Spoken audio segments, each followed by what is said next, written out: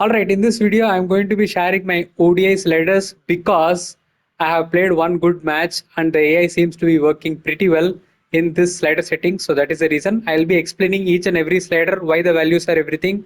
And this is going to be a detailed video. So make sure to check out the complete video to get an understanding of what slider does what. Alright, let's get on to it. So basically in AI based difficulty, I have moved from legend to veteran because I heard that the gameplay is much better on veteran. That is the reason I have moved from legend to veteran. Striker timing is at 40. Now what does striker timing do? Alright, it says it improves the timing of the AI strikers, but what it basically means is the aggression meter of the AI. It can be simply put as that because if you increase this value, aggression of the AI will increase. So they will start playing the shots very early in their innings itself. But along with that, what comes is the increase in the amount of wicket chances as well.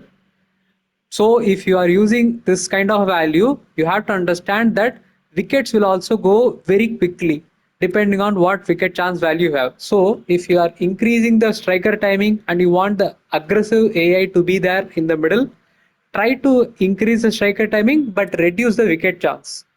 But if you want a balanced gameplay, then go at 40, below 50, which is the default value, because when you decrease from 50, the AI always takes its time to stay in the crease and be there for longer period of time, hence trying to create those partnerships which we want in ODIs. That is the whole point of it. All right, 40 because it gives you that motivation to score as well whenever there is a bad ball bowled. So if you are bowling the wrong line, they will go for the shots as well. So if you reduce this too much, it will feel like they are trying to play a test innings for a very long time, which will make you feel like, oh my god, this game progression is not feeling good for an ODI. That is the whole point of it. So 40. Now wicket chance, because the striker timing at 40, wicket chance can remain at 50 because in this game getting wickets is already pretty difficult. So stay at 50. If you are feeling the wicket is falling very quickly and they are just bundling up faster, reduce it to 40 or 30 depending on how much you want to reduce it. All right. So if you are increasing the striker timing, reduce the wicket chance even further so that the chances are even lesser and the aggression is more. That is the whole point. So you have to balance these things out to have a balanced gameplay. Now, since my striker timing is on 40 for ODI, I'm going to have the wicket chance at 50 itself because this is giving me a really good score, and the amount of runs they end up scoring can be allocated to run rate. Before that, bowl quality, I currently have it at 0. What does bowl quality do at 0? It basically, from what I have seen, is they try to bowl much more further up and try to bowl those full deliveries. So that is the reason I have chosen 0. But whether it will stay, whether it will change, I also don't know because they are trying to patch the game. And if something changes, these values will change as well. All right. Run rate. Now coming on to run rate, again I am having a very balanced experience in when it comes to one days. So my scores were like 260, 270 or 280 around that. The AI is able to score with these settings. Now if you want to increase that amount of scores they do, increase the run rate. Or if you are someone who is new to this game and is struggling to control the AI's runs, try to reduce it slightly. So 45 or 40 should be good for you. Don't reduce it too much because the AI might not be able to score as much then. So recommended is default 50. If you want them to score about 300, 350 or something like that, go for 55, 60, 65 depending on how much you want them to score. All right. So another thing you have to understand is when the striker timing is high and the run rate is high, the aggression will be way too much. So you might feel like the game is not under your control whatsoever, and regardless of what you bowl, they are going to hit you anyway. So that kind of feeling is not good when you are playing the game. I mean, you want to have the balance between you have good control over the gameplay and also moments where you feel like, oh my god, I bowled a very bad delivery, so I deserve that boundary which went for it. So those kind of balance can be attained only when you balance these values. So AI values very very very very important. All right. So apart from that, bowling hardest off 20 20 80 85. So ideal release and foot plant, jump and release at 20 20, because we need that green marker to come up when the marker goes up while bowling. So that is the whole point. Spin difficulty, the amount of difficulty you will have while rotating to get that green circle for you to get that extra spin. That is the whole point of this one. I usually the default is 100. I have it at 80 because I want to be able to bowl on green as well. All right. Now coming on to bowling line sensitivity, jump and release, where you want to release, which line you want to get, which ball you want to bowl and get it across which line, which angle, all those things depends on this. So have it at a higher value so that you get control over the jump and release and the line of the delivery, so that the experience feels like you are bowling what you want to. That's all. All right. So now coming on to batting, base difficulty 100, footwork required yes, short replacement, short input leniency off. Now short input leniency. What is short input leniency is basically if you want the game to be lenient towards your shot input in terms of the footwork you give, in terms of the shots you play, in the directions you play, that will be enabled. Basically, the game will function like how it was in Cricket 24. Right now, the game is really, detailed in terms of how much footwork, what kind of shots you play, where you play it. Everything matters right now. If you don't want that because you are finding it very, very difficult to play, have this on. Otherwise, switch it off. You will get a lot of plays and misses still, but the leniency on shot execution will give more space to you to make those shots without having to be very precise about it. That is the whole point. All right. So have it off for general, have it on if you feel like it just needs to be more forgiving. All right. Ball marker display time. Usually in the previous game, I used to have this at 20. Right now I have it at 70 because I think even after certain values, it just doesn't matter. It just stays in one value. So you can have it at 70, you can have it at 20, depending on what works for you. So I have seen some people play it on one or something because they are able to play that on standard controls. But pro controls, I need that extra time for myself to be able to time it properly, because of which I have it at 70. I can have it 50 or 20 as well, but right now it's 70. That's all I'm saying. Okay. Early shot, late shot timing window. Now, this value usually I would prefer it to be 0, but when you are playing ODIs and you have the compulsion to score runs and where you have to create those partnerships, you need slight bit of leniency in the batting. This is our leniency given to ourselves while batting. So early shot, late shot definitely needed. Early shot, if you want, you can have it at 5 as well. It will work fine because in this slider setting, you are not going to time it early as much as you would think of it, because you have to time it as soon as the ball is bowled. So late shot timing window is very important than early shot. So early shot 5 or 0 is also fine, but late shot have it at 15 so that you get slight window on trying to connect the ball. All right, short timing difficulty again, because it's on one day and you want to score more runs, I have given slight leniency in the short timing difficulty as well. You can have it at 100, no problem whatsoever, but this will allow you to get those timing much better and place those shots in the gap much easily, because you are giving slight window while playing the shot. That's all. Advanced shot, again, this is something which I am not really sure what will work, because still the advanced shot doesn't feel like it is done well where the connect is properly done. So I am not really sure about this, but I used to have it at 60. I have it at 60 here as well. Now spin timing window default is 100. Why I have it at 50 is because, again, just like I said, as soon as the ball is bowled, you watch the ball, understand the trajectory, understand the length, and then play the shot immediately. So there is no much time for you to keep thinking and wait for the delivery and react to it. So it's like faster trajectory, you have to react much faster. So if someone like Jaddu is bowling, you have to play faster. That feeling will come up with this spin timing window on for 50. That is the reason I have it at 50.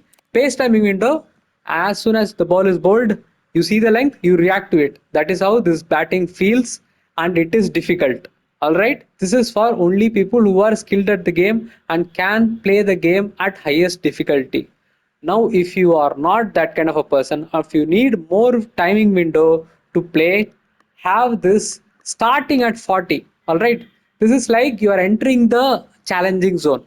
That is a starting point. Okay, so above this up to 70 is the range you can explore. If you are someone who is new to this game, or you want to explore the game more, or you need time to get better at the game, so you, if you are very new, try to have it at 80. If you are slightly new, then 70. Better than that 60, better than that 50, better than that 40. Until 40 you should be fine. If you are entering the challenging zone, it is going to be 10, 20 and 30. That's all.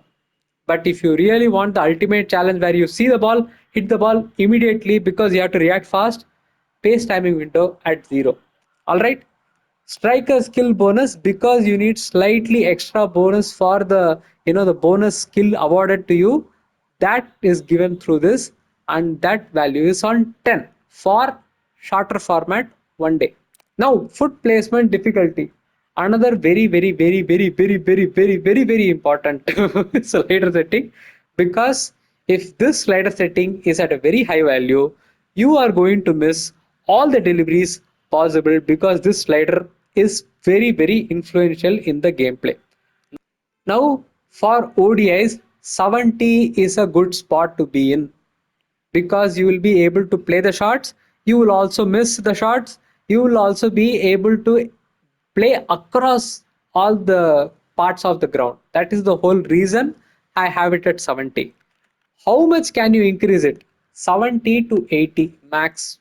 But if you're someone new, have this around 30 and keep increasing as you get better at the game. You can play at hardest difficulty just by decreasing the foot placement difficulty, because this is the only slider which has so much depth in it, so much influence in it, that if you have it on 0, you can literally start playing right away, no issues whatsoever. But slightly increase, little bit more challenge, little bit more, little bit more, little bit more, so that keeps changing as you increase this value. So if you are a new person, try to have it at 30 or 20, you should be good. If you are middle kind of there, where you can play those innings where you want to watch the ball closely and you can create those partnerships, you have that skill set, then 50. If you are slightly better than that, 60. Now you are coming after 50, you are entering the challenging zone. 60, 70 and 80 are the three values I would suggest for ODIs if you are skilled. Okay, if you are skilled as in you have been playing at hardest difficulty for so long. If you are not, decrease this value below 50 so that you can actually start playing the game. All right, do not go above, because you are going to struggle and it is going to be frustrating experience. All right, don't go above 80, because the game slightly gets weird at 90 and 100. 100, don't even think about it. 90 is fine if you are insane, but I am out of that insanity group right now, so I have it at 70. But you can try it out at whatever value suits you. Shot selection influence, no problem, 100. Bowl quality, no problem, 100. Ideal input power boost. When you time it ideal, you need that extra boost as a reward while playing the shot. Yes, for that, 20. You can have it at 15 if you are someone who wants a slightly lesser boost because you time it very easily on ideal, if you are that kind of a person. But my suggestion, 20. Poor input, power boost, full toss, I think all these remains the same. Only thing the full toss has changed is 21 to 20, because I don't like the odd number being displayed in my full list of values. That is the only reason, guys. No other reason whatsoever. Good, okay, poor, default. Edges, edges, high striker, low striker, default. Timing window, aggressive shot power boost, default. Play and miss input influence. Now this one, if you want, play on the default hardest slider value, which is 20. In this one again, you are entering the hardest to ultra hardest difficulty. One was the timing window, the pace timing window which we spoke about. So in this, the default is 83, but we are playing at 0. So again, above hardest difficulty. Spin timing window 100 is the base value. We are playing at 50, above the hardest value. So all these things are the ones which is making your gameplay above the hardest difficulty, in the range of hardest to ultra hardest difficulty. All right, ultra hard is something I have mentally created. So that is the value for that. Now in this miss input, you are going to have plays and misses so often in this game, so you can play a default value, no problem whatsoever. All right, maybe if you are feeling like you just need that extra effort from the AI to miss those deliveries, and you want the misses to happen quite often, then try to reduce it to 0. I have it at 0 right now. I might change it in the future depending on how my gameplay goes. Maybe I'll try to see if any other value works well than 0. If yes, I will try to update it in the comment section itself. All right. Apart from that, skill influence is going to be 100, no changes there. Fielding I don't do, so I can't really comment on it. So catching radius and catching skill influence and all, you can change the values depending on what works for you. I don't have any clue about fielding because I don't do it. So change it according to your own preference. Now coming on to minimum pace, maximum pace. Another very important thing, because when you bowl the slower deliveries, do you want it very slow or slightly slow? It depends on the value you give to the minimum pace. Now 55 means the slower ball will feel slightly more slower, because increasing the slider will reduce the minimum pace. So if a bowler, say for example, their slower ball is 110 kilometers per hour, increasing the slider will give the delivery even slower pace. That means when the bowler's slower ball is 110, and if you increase the minimum pace slider setting, it means from 110 he'll start bowling 105, 100, 95 and those kind of deliveries. That's the whole point. Increase will decrease the slower pace. Now maximum pace, exactly what it says, increasing will increase the max pace. It's not the visual pace value they show in the HUD. That don't trust that. It shows 150, 160 and all. Don't trust that. But how that ball feels on your bat, that is the whole point of speed max.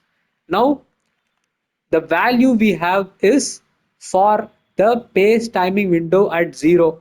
You can have the max pace at 70, because this is the value where you can actually connect the ball. If you go above it, you are going to probably miss it more than connect it. That's the reason you have it at 70. Don't increase above it. But if you are having the pace timing window at say 50, 60, 70 higher value, you can increase the pace here as well till 100, no problem. If you are above 40, if your pace timing window is above 40, you can increase the max pace to 100 as well. Now here, the value you have to give depends on how well your reaction time is. If you are reacting really quickly, quicker deliveries make sense. If you are someone who likes the ball seen visually, coming on slowly off the pitch, and then you like to time it properly, then reduce this to 50 or 40 depending on how slow you want the ball to be shown. That is the whole point. So when you have the max pace at 40, the ball will feel like a 40 paced value. That's all. All right. Now we have it at 70. You can have it above it if you play on higher pace timing window. That's all. Done. Pace bowling bouncer length. You are getting quite a few bouncers wides in the game. So for that, I have reduced it to 40. You can have it at 35 or 30 as well. Okay, 35 should be good, I think. So spin bowling bounce, I have not really set any value for this because I still feel like something is off with the spin, and I'm not really able to pinpoint on what I'm feeling the difference in. If I do that, I will try to change the value. I'll try to update that whenever I do that. But right now default is working fine. You are able to play your shots, connect those shots, no problem whatsoever. Swing deliveries, again, exaggerated swing throughout the innings from the AI. That's the only reason I reduced it. When you are bowling, try to increase this to 70. You should have a good experience, or 75. All right, 75 is like the sweet spot for good amount of swing. But if you want the swing to be slightly minimal, then 70 should be good. But when the AI is bowling, have it at 50 because they just seem to be bowling banana swings regardless of what the time of the match is. Revolution, as usual, 12 or 14. That's a value. All right. Because you don't want that to turn like a off spinner or leg spinner. That's the reason. Now, drift from 33 to 30. Spin revolution again, because it is spinning in every pitch in this game, I have reduced it to 25. Pitch friction. Right now, the ball deviation and everything seems to be working fine on default setting itself. So I have not changed anything in that regards. Pitch bounce. If you feel that the pitch bounce is too much exaggerated, try to reduce it to 40. You should have a good experience, because I think the default bounciness of the pitch is already on a higher side. So have it between 40 and 50. That should be good for you. Ball friction, don't try to increase it, because right now the friction seems to be fine. So if you feel like the ball is not traveling as much, you can reduce the ball friction as well, which will increase the way the ball travels in the outfield as well. For some pitches, for some grounds, the ball friction will be very high by default, where the ball will not travel as much. So that variation is there in the game, which is a good thing. So I don't want to ruin that. So for that, I have not changed the ball friction really. But if you feel like the need to have the ball to travel much further at a much better pace, you can decrease this so that the ball doesn't grip on the surface. Ball bounce, because again, like I said, everything is bouncing too much.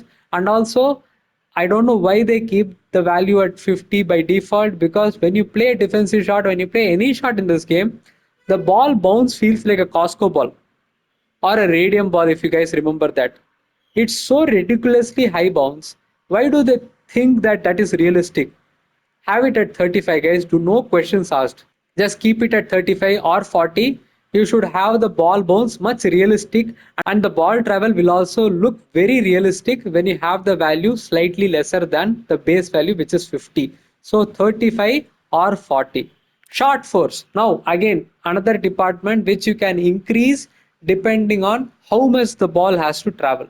If you want the shot power generated of all the shots you play to be slightly higher, you can make the shot force to 60 or 65 or 70. That's all. Okay. But I have it at 50 because I am not really having any issues with the ball travel as of now. But if you feel like the ball has to travel much further, depending on what timing you are playing, then increase the shot force. Now, pace bowling visual speed. As I have spoken in another video about the importance of visual speed being on default value, which is 70. The same reason here, 70 value. Spin bowling visual speed. Again, not really set with a certain value, but right now I'm able to time well on this. So spin wise, I still need some more time to see what works, because I'm not playing that much spin right now. That's the whole point of it. So whenever I play the match, it's like I'm playing against pace bowlers and I'm getting out to the in-swinger deliveries, because that is the repetition board going on right now with me. So that is the reason spin has not been explored as much to tell you a value which actually works perfectly. But right now, these things are working. But if any updation happens, I will try to update it for all the people. Members will be updated early because they get early access to all these videos before it goes public. That's all, guys. Apart from this umpiring, I have not changed it yet, but I would like to change, because all these influence the way umpires give decision as well. So that is a bit of a fun experiment to do. But maybe in the upcoming ones, slider for other formats, I'll try to update it and let you know. So these are all the values, guys. So I hope you found this video uh, informative and fun to watch. If you did, make sure to hit the like button, subscribe to the channel. Also, if you are someone who is willing to support the channel by taking membership, you can take the level 2 membership, because you will be getting early access of the videos which I post, along with, obviously, if you are taking the level 1, you will be getting the badge and the emoticons of this channel, because a lot of cool emoticons are there. So if you want to have those things while you are watching my live streams, and even to post while you watch my videos under the comment section, you can do so by taking the membership. Apart from that, if you want to support the channel freely, you can make use of the Amazon affiliate link. Whenever you make purchases on Amazon, just click the link make the purchase. I will get some commission out of it, which will allow me to get something for the growth of the channel. That will be a good way to support the channel as well. So thank you for watching, guys. I hope you guys found this video fun. Let me know your experience in the comment section. Any other doubts, comment section again. Thanks a lot for watching, guys. I will see you in the next one. Bye bye.